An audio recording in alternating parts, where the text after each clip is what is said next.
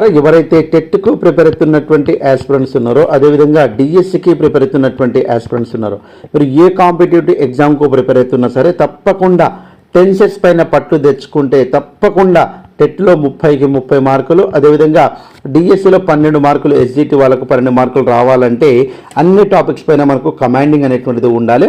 అన్ని టాపిక్స్కి కమాండింగ్ ఉన్నటువంటి టాపిక్ ఏంటంటే టెన్సెస్లో భాగంగా ఈరోజు మనము ఫ్యూచర్ టెన్స్లో ఉన్నటువంటి 4 టెన్స్ల గురించి తెలుసుకోవడానికి ప్రయత్నం అయితే చేద్దాము. వీలైతే తప్పకుండా మీ నుంచి నేను ఆశించేది ఒక లైక్ మాత్రమే, కాబట్టి తప్పకుండా లైక్ చేయండి, అదేవిధంగా సబ్స్క్రైబ్ చేసుకోండి. ఇంకా వీలైతే మన యాప్ ఉంటుంది ప్లే స్టోర్లో, తప్పకుండా మన లోగో చూడండి. ఇక్కడ ఈ లోగో చూసి తప్పకుండా మీరు డౌన్లోడ్ చేసుకోండి. ఈ యొక్క యాప్లో అనేక ఫ్రీ మెటీరియల్ ఉంది కాబట్టి అవన్నీ కూడా మీకు ఉపయోగకరంగా ఉంటాయి.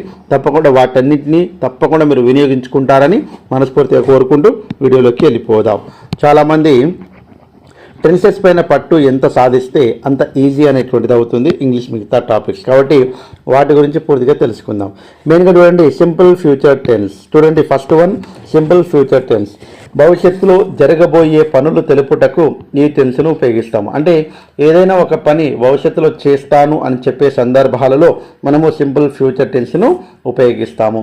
నేను రేపు ఎగ్జామ్ రాస్తాను, లేకుంటే వచ్చే సంవత్సరం నేను తిరుపతి వెళ్తాను, 2026లో తప్పకుండా నేను ఉద్యోగం సాధించి ఉద్యోగంలో చేరి ఉంటాను. అంటే భవిష్యత్తుకు సంబంధించినటువంటి పనులన్నీ కూడా ఫ్యూచర్ టెన్స్లో మాట్లాడతాం కాబట్టి అందులో సింపుల్ ఫ్యూచర్ టెన్స్కి సంబంధించినటువంటి అన్నీ కూడా తెలుసుకోవడానికి ప్రయత్నం అయితే చేద్దాం. చూడండి, he will buy A watch tomorrow. అతను రేపు ఒక వాచ్ కొంటాడు అనేటువంటిది భవిష్యత్తుకు సంబంధించినటువంటి సెంటెన్స్. ఇక్కడ స్ట్రక్చర్ సబ్జెక్టు, షెల్లు, విల్లు, అదేవిధంగా వర్బ్ 1 ప్లస్ ఆబ్జెక్ట్. చూడండి ఇక్కడ మన అగ్రిమెంట్ షెల్ అనేటువంటి దేనికి వాడతాము, ఐ కామా వీకు మనము గతంలో ఎక్కువ శాతం వాడేటువంటిది. అంటే ఇప్పుడు ఉన్నటువంటి సిచ్యువేషన్లో షెల్ వాడొచ్చా అంటే వాడొచ్చు అండి.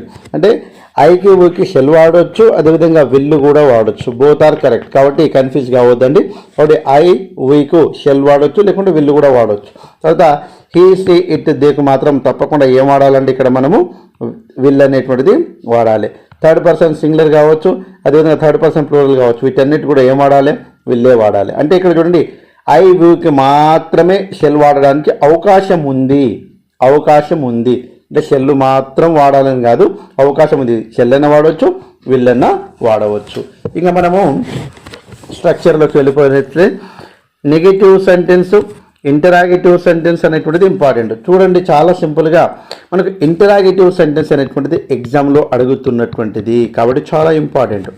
చూడండి interrogative sentence shall, will, subject, V1 object. కాబట్టి ఈ ఇంటరాగేటివ్ సెంటెన్స్ అనేటువంటిది చాలా చాలా ఇంపార్టెంట్. నాట్ వస్తే నెగటివ్ సెంటెన్స్ మనందరికీ తెలుసు, అవన్నీ కూడా ఏ రకంగా చేయాలనేటువంటిది మనందరికీ తెలుసు అండి. ఓకే, ఒక్కసారి చూద్దాం. ఇక్కడ ఇండికేషన్స్ టుమారో, నెక్స్ట్ టైం అనేటువంటిది కొన్ని పదాలు వస్తే ఇప్పుడు 2050 ఇట్లా భవిష్యత్తులో ఉన్నటువంటి ఇయర్స్ ఉంటాయి కదా. ఓకే, అలాంటి సందర్భాల్లో సింపుల్ ఫ్యూచర్ టెన్స్ అనేటువంటిది ఉపయోగపడుతుంది. ఇప్పుడు ఎగ్జాంపుల్స్ చెప్పుకుంటే మనకి ఈజీగా అర్థమవుతుంది. చూడండి ఎగ్జామ్లో ఇట్లాంటి బిట్స్ అనేటువంటిది వస్తాయా సార్ అంటే 100% వస్తాయండి. చాలా important tense. She dash complete her degree next year. Okay, ఆమె నెక్స్ట్ ఇయర్ ఆమె యొక్క డిగ్రీ కంప్లీట్ అవుతుంది అంటే ఫ్యూచర్లో అవుతుంది అనేటువంటి సందర్భం నెక్స్ట్ ఇయర్ అని చెప్తున్నాం. ఇక్కడ నెక్స్ట్ ఇయర్ కాబట్టి ఇక్కడ నెక్స్ట్ ఇయర్ అనేటువంటిది కీవర్డ్. ఓకే, టుమారో కావచ్చు, నెక్స్ట్ ఇయర్ కావచ్చు, నెక్స్ట్ మంత్ కావచ్చు, నెక్స్ట్ వీక్ కావచ్చు, నెక్స్ట్ సండే కావచ్చు, నెక్స్ట్ సాటర్డే కావచ్చు, వాట్ ఎవర్. ఓకే, ఇక్కడ మన కీవర్డ్ నెక్స్ట్ ఇయర్. కాబట్టి స్ట్రక్చర్ ప్రకారం ఏముంటుంది, స్ట్రక్చర్ సబ్జెక్ట్ ప్లస్ తర్వాత విల్ కావచ్చు, షెల్ కావచ్చు, తర్వాత V1 ప్లస్ ఆబ్జెక్ట్ అనేటువంటి స్ట్రక్చర్. సి ఇచ్చిండు, సికి ఏమొస్తుందండి, విల్ వస్తుంది కాబట్టి విల్లు రాస్తున్నాం. కంప్లీట్ అనేటువంటిది V1 కాబట్టి ఇక్కడ కూడా ఏం రాస్తామండి, కంప్లీట్ అనేటువంటిది రాస్తాము. కాబట్టి she will complete her degree next year అనేటువంటిది ఆన్సర్ అవుతుంది. చాలా జాగ్రత్తగా గమనించండి. ఇలాంటి ఎగ్జాంపుల్స్ వస్తే మనము ఎట్టి పరిస్థితులు కూడా మిస్ చేసుకోవద్దు, అది గమనించండి. Next she dash become a doctor next year. Next year అనేటువంటిది కీవర్డ్ అండి. ఈ కీవర్డ్ వచ్చింది కాబట్టి మనము ఇక్కడ స్ట్రక్చర్ ఫామ్ రాసుకున్నాము. ఈ స్ట్రక్చర్ ప్రకారము వాక్యం అనేటువంటిది ఫిలప్ చేయాలి. సబ్జెక్ట్ ప్లేస్లో సి ఉంది. విల్ వస్తుందా, షెల్ వస్తుందా అనుకున్నామండి. ఏమనుకున్నాము, సికి ఏమొస్తుంది, విల్ వస్తుంది. బికమ్ అనేటువంటిది వర్బోనే కాబట్టి బికమ్ అనేటువంటిది వస్తుంది. She will become a doctor next year. ఆమె నెక్స్ట్ ఇయర్ డాక్టర్ ఏమవుతుంది? డాక్టర్ అవుతుంది. అంటే ఇక్కడ చూడండి, ఇక్కడ చాలా సింపుల్గా ఇండికేషన్స్ అనేటువంటిది చాలా చాలా ఇంపార్టెంట్. అలాంటి ఇండికేషన్స్ ఎలా అయితే ఉన్నాయో వాక్యంలో వాటిని ఐడెంటిఫై చేయగలిగితే ఈజీగా ఆన్సర్స్ అయితే చేయవచ్చండి. They dash buy a new car next year. చూడండి, next Sunday, next year, next Sunday, tomorrow, next Sunday. These are indication of simple future tense.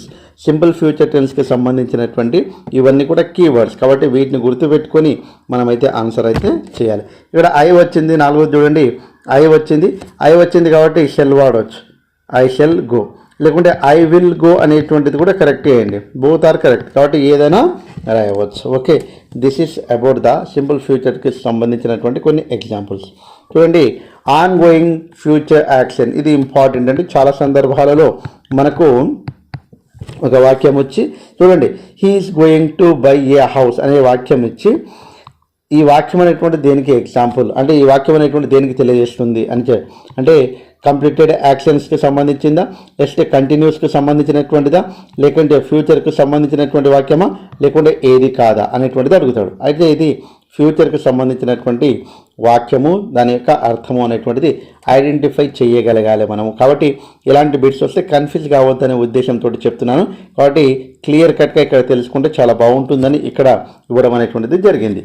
చూడండి, ఇది కూడా జరగబోయే విషయాన్ని తెలియజేను, సమీప భవిష్యత్తును, చాలా తక్కువ భవిష్యత్తును. ఇప్పుడు 2050 గురించి చెప్పాలనుకుంటే షెల్లు విల్లుతోటి I will visit Taj Mahal in 2050 అనేటువంటి చెప్తాను నేను. కానీ ఇక్కడ సమీప భవిష్యత్తు అంటే ఇంకా జరగబోయేది అని చెప్పే సందర్భాల్లో ఇక్కడ సబ్జెక్టు ఆమెజార్లో ఏదో ఒకటి సూటబుల్ అనేటువంటిది వాడతాము. గో అనేటువంటిది ఉంది ఇక్కడ, గోయింగ్ 2 + verb 1, ఇది ఇంపార్టెంట్. 2 + verb 1 అనేటువంటిది వస్తుంది. ఎగ్జాంపుల్ చూద్దామండి. ఇక్కడ he is going to by, 2 తర్వాత verb 1 అనేటువంటిది ఉండాలి, అయితేనే ఫ్యూచర్కి సంబంధించినటువంటి మీనింగ్ అనేటువంటిది ఇస్తుంది. అతడు ఒక ఇంటిని కొనబోతున్నాడు. తర్వాత ఒకసారి చూసినట్లయితే మనం అందరం she dash go to buy a car. చూడండి, 2 తర్వాత verb 1, 2 తర్వాత verb 1 అనేటువంటిది వచ్చింది. కాబట్టి it is going to give a future action. కాబట్టి ఇక్కడ మనం ఏం చేస్తామండి, సి వచ్చింది, సి కాబట్టి ఏమొస్తుంది, ఈస్, తర్వాత verb 1 + ing ఫామ్ కాబట్టి సిస్ గోయింగ్. తర్వాత they dash go to meet, 2 + verb 1 కాబట్టి దే ఆర్ గోయింగ్ టు. తర్వాత I am going to, very simple అండి. తర్వాత ఇట్ ఈస్ గోయింగ్ టు, తర్వాత she is going to tell. Okay, 2 + verb 1, 2 + verb 1, 2 + verb 1, 2 + verb 1. Okay, ఇవి ఫ్యూచర్కి సంబంధించినటువంటి వాక్యాలు అన్నట్టు. కాబట్టి ఇలా మనం ఐడెంటిఫై చేసుకొని ఈజీగా ఆన్సర్స్ అయితే చేయవచ్చు. This is about simple future tense. Simple future tense అనేటువంటిది ఇఫ్ క్లాస్లో కూడా మనం నేర్చుకుంటాము. చాలా చాలా ఇంపార్టెంట్ అండి. కాబట్టి తప్పకుండా జాగ్రత్తగా ఇవన్నీ గమనించుకోవడానికి ప్రయత్నం అయితే చేయండి. Very very important. గతంలో టెట్లో డిఎస్లో అడిగినటువంటి అనేక బిట్స్ ఇక్కడ నుంచి రావడం అనేటువంటిది జరిగింది. సో ఏది ఏమైనా తప్పకుండా లెజెండ్స్ ఎప్పుడు కూడా లైక్ చేయకుండా చూడరు కాబట్టి తప్పకుండా లైక్ చేసి ఉంటారని మనస్ఫూర్తిగా కోరుకుంటూ ముగిస్తున్నాను. Jai Hind. Thanks for watching. All the best. Bye. See you.